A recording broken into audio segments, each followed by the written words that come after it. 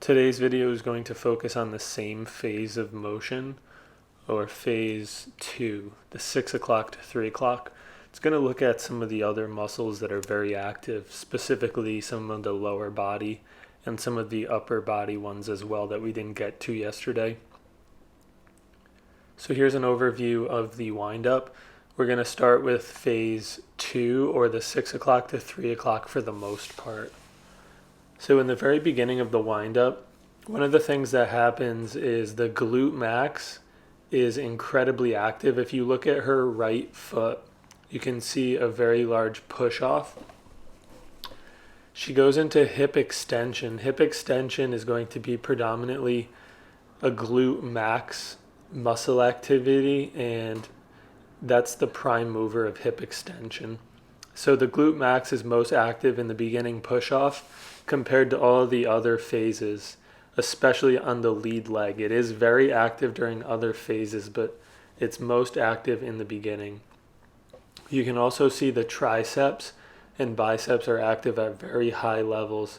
Specifically, the triceps is at a very, very high level. And one of the reasons for this is because this co-activation allows the arm to be straight, and the straighter the arm is, it'll allow a longer lever arm to reach higher up as that arm starts moving forward.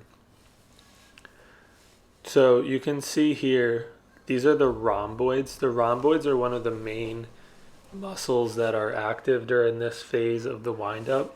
And Gretchen Oliver, a researcher out of the University of Arkansas, found in 2011 that the rhomboids were very active during phase 1, and they actually are one of the only muscles that increases in activity from phase 1 to phase 2 during the push-off to the 6 o'clock, 3 o'clock arm position.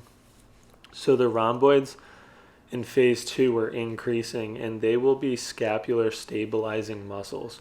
So what does that mean? It's very common to say something like that or hear something like that.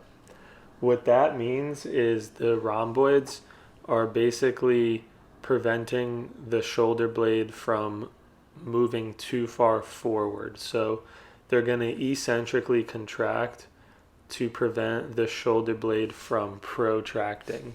So the rhomboids are a retraction producer. They produce a retraction, which is like the rowing motion when you squeeze your shoulder blades together.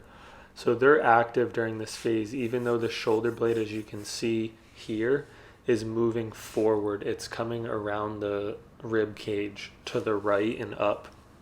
So as her shoulder blade protracts, like we talked about yesterday, the retraction muscles, or the rhomboids, are going to eccentrically control that. So they're going to maintain a little balance and a force couple, it's called, with the protraction muscles of the shoulder blade.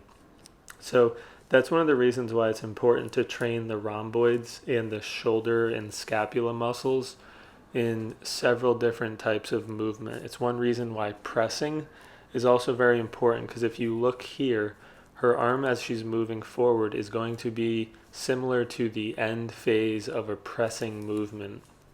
So even though the rhomboids are very high and you train them with rowing, you also want to focus on the eccentric phase. So if you're doing a row exercise, when you bring it into your chest, you're also going to want to slowly eccentrically contract those rhomboids as your arms go in front of your body.